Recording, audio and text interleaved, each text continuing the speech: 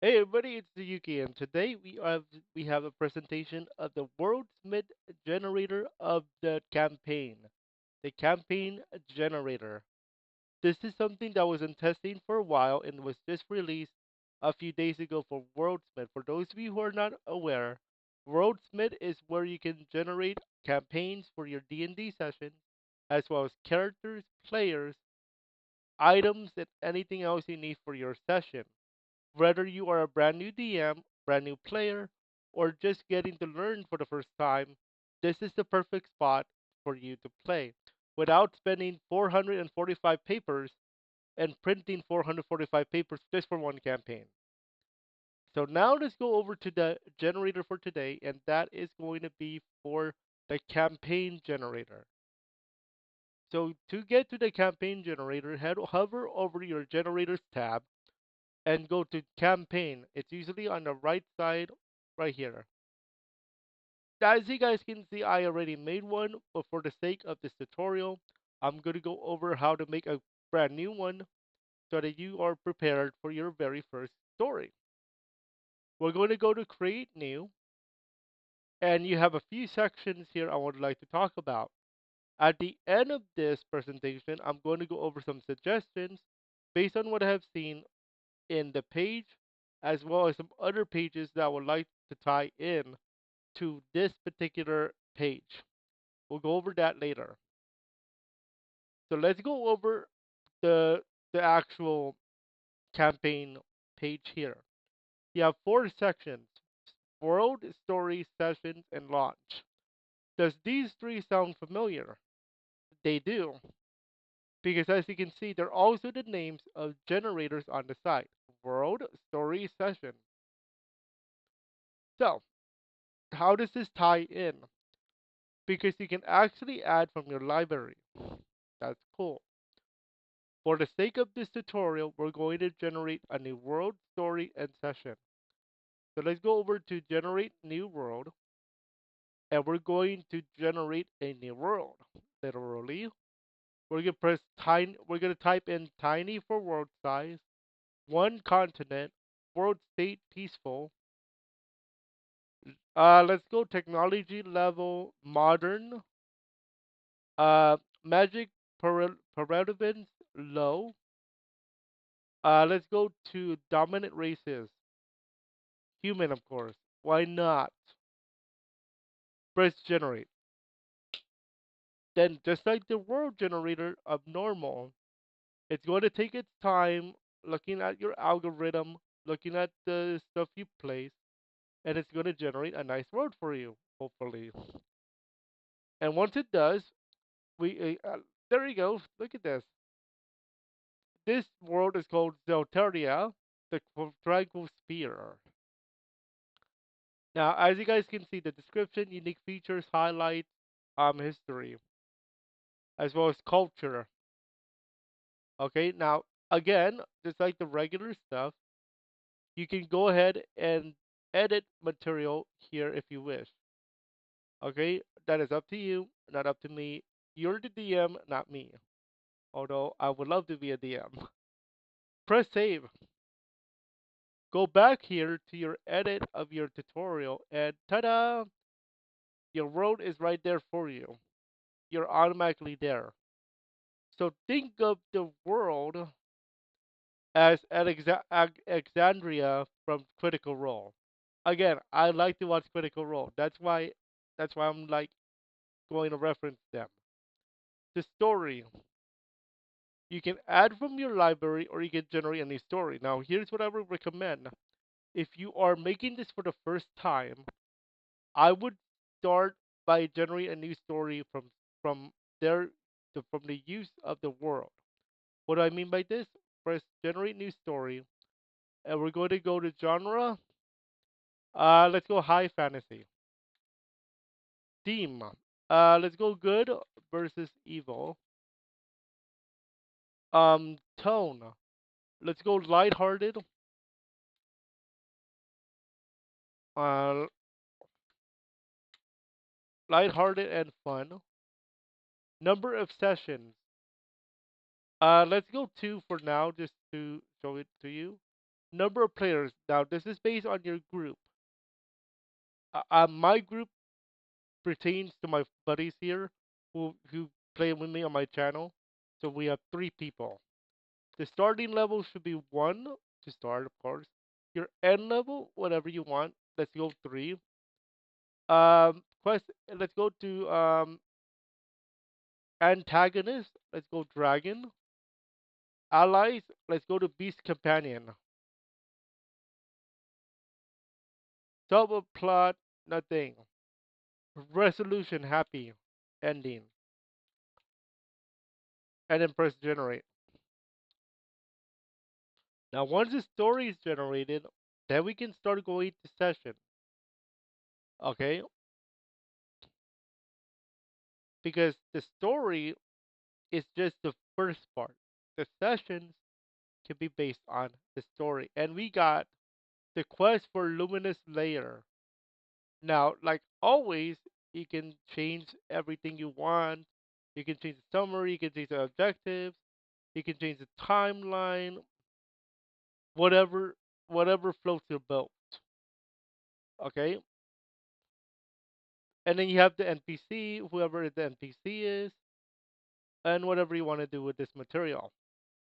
So the story is like saying on Critical Role Bell's house because Alexandria is the world, Bell's house is the story. Number 3 would be the session. Session 1 or session 0 would be meeting the cast like Laura Bailey, Liam O'Brien, whatever characters are playing, Chetney, Laudna, you know the deal. If you watch Critical Role. Let's now go into the next section, which is going to be session. Okay. Oops. There we go. Let's go back to the edit page I meant to say. Sessions. Now, you can also add light to library, but here's what I'm going to suggest, especially if it's the first one. Generate new session. And this is why. Your positioning is going to matter, and you have options. Your first option is follow the current storyline question mark and follow the world history question mark. What does this do? What it does is the first option, the current storyline, is going to be based on the story that's already in the play on number 2. So number 2 is the quest for Luminous Layer. The next session is going to follow that. The world history is going to follow the world the Daria based on what the story is going on there. If you decide not to do that, you can press the check mark to uncheck it. Okay? Now, again, this is up to you as a dungeon master, but I would follow the current storyline. Now, if this is the first session, press this button and press continue. Then you're going to generate a new session as if this was the generator for session, but this is based on your campaign. Number of scenes. This is the number of scenes based on what you want. If this is your first time doing this, I would suggest do not do too much on your first one, especially if you're brand new to playing kind of like this. I'm gonna say 3 would be a baseline. Quest type. Let's go for treasure, just because I know everybody wants treasure. Quest rewards. I'm not gonna do conflict skill yet. Quest rewards. Let's go for magic item. And then press generate. Now, once it's generated, we're gonna go over the session page based on what we have seen. What's based on what we have selected for world and session and story. The world is the area. The second part of the story is the quest. And here we go. Here's the first session, the Gathering of Giggles. That's the first section. Session. In the realm of Zeteria, our world, the Laughing Grove, our location, serves as a gathering place for adventurers who seek to restore joy and harmony. Okay? Your first scene is an exploration, as shown here by the tag. and it's called the Arrival of Laughing Grove. Press this button to see what we have here. So if you succeed in this section scene, you will get a welcome, and it says the adventurers are warmly received by the harmonists who shared the stories and resources. Also, you get the sense of unity. The adventurers form a bond with the harmonists enchanting their calamity and effectiveness. However, if you fail this section, the adventurers fail to connect with the harmonists, missing vital insights and supplies. So, based on where you go with your session, this is what you do. And as a dungeon master, you also have access to traps and loot based on this session. For example, if there is a trap called Tickle Vine, magical vines that gently tickle anyone who brushes past them, causing uncontrollable laughter. To detect it, a player must make a 10 Wisdom 10 saving throw. No, excuse me, not saving throw. Check, excuse me. To avoid the trap altogether, the character must make a dexterity 12 saving throw, is what I meant to say. And the effect, if you fail the check or lower than 12, is laughter impedes action for 1 minute. If you guys know, 8 seconds is one turn. So if we divide 60 by 8, I believe that's about 7 minutes. I mean 7 minutes, 7 turns. Now, obviously, up to the DM. Don't take it at face value. The dungeon master is responsible for editing this material. And the loot, again, Harper's Liar is the loot presented, but you are allowed to edit. A magical liar to suit any troubled mind. Magic point is 20. Now, interestingly, that sounds like a regular MP system from a video game. But what did I say earlier? You can change this, and you can add even more material. So if you want to call it blessing points, be my guest. Okay? Because you can do whatever you want to call it. Okay, so my my campaign might use a blessing and curse system, for example. What do I mean by this? So I got this idea from Critical Role. They did an LA a special campaign to raise money um, to help benefit the firefighters who are fighting the fires here in LA when it was when that happened. And part of that was if you donated $500, I believe, you get to add a blessing to the blessing pool. Matt Mercer can spend those to give the players advantage. Or curses, it is the opposite, a disadvantage, if you will. So it's up to you of how you want to do it. So all of this to say, the the session is like saying episode 1 of Bell's House. That's what it's like. Let's go back to the edit page. And there you go. There's your first session. Then we have the 4 launcher campaign. Press edit here, and we're gonna change the campaign title to tutorial. Do not do this. I'm just showing this for presentation purposes. Tutorial campaign page. Um, Description. This is a tutorial on how to make a campaign on WorldSmith. The upcoming date for this first session is going to be next Friday at 5. Now, keep in mind, there is no session 5:30 next week. This is just for the sake of tutorial. So don't expect anything just yet. Let's say 5:50 p.m., whatever time. And then press And then your upcoming session will be the gathering a giggle. Save. That's it. Or is it? There's more. You see, we have another section called notes, and you can press this plus button to add a note. Now, what does this note do? Because this is not coming from the library. What it does, it's literally a notepad, literal. As you guys can see, if this looks familiar to you, it looks like a Microsoft Word thing that you would do here. And basically, you can put any notes, inventory, weapons, your player stats, your stats, whatever you want to do, whatever floats your boat, is what this is for. Now, so think this is a regular thing, like a Word document. Think of Microsoft Word here if you want to make your own notes.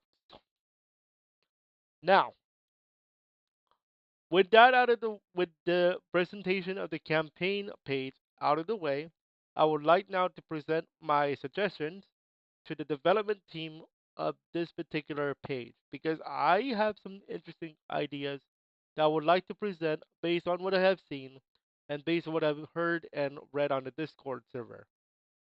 Thank you for taking your time. So, um, what I have seen is what I like about the whole campaign page is the notes pad. That was a good addition. I was one of those who suggested that, and I would like to say thank you for adding this. What I would also suggest is like, let's say that you go to the notes pad, the notes section, you press the plus button, and new note. Just like a generator, we would do a category. Like, hey, what do you want to add to your note here?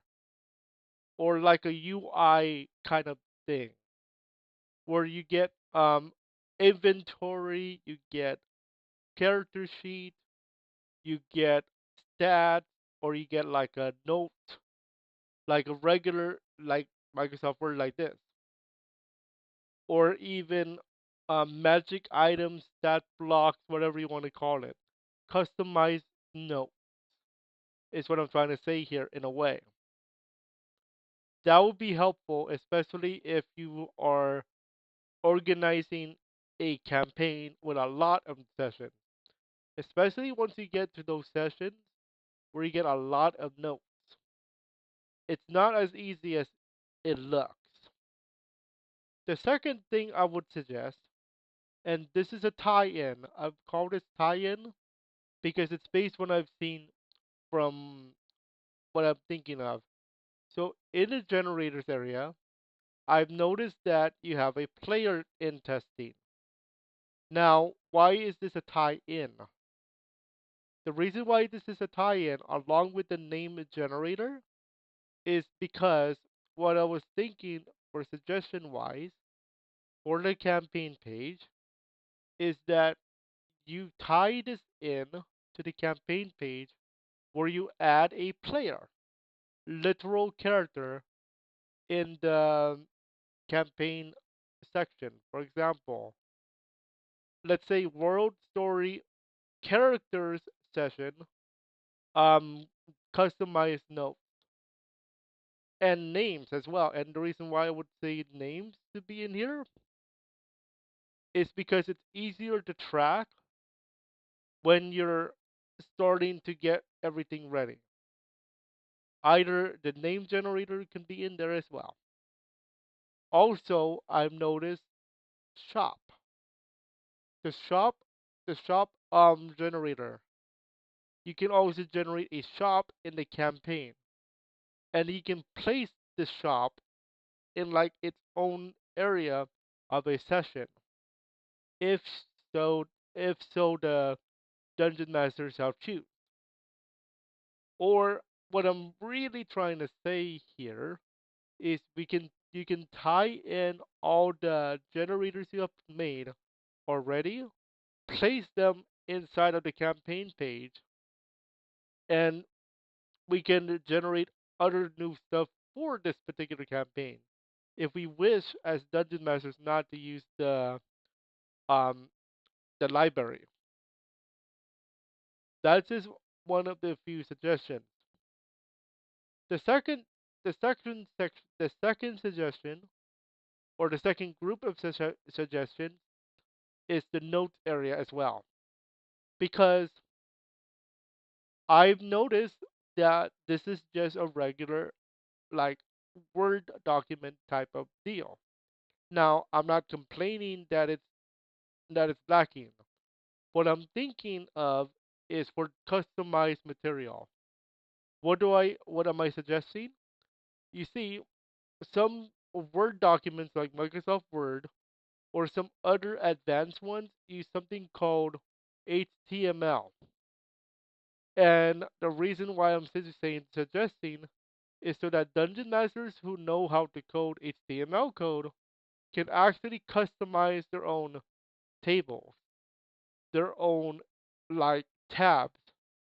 For example, if we take a look at W3 schools, for example,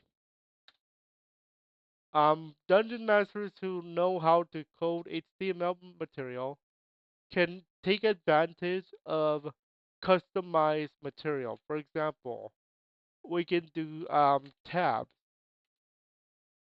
It's called, I think it's called something. There's a word for it. It's called tabs.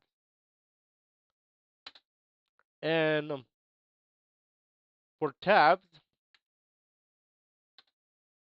let's say we have a section for traps and stuff like that. Let's see, tabs.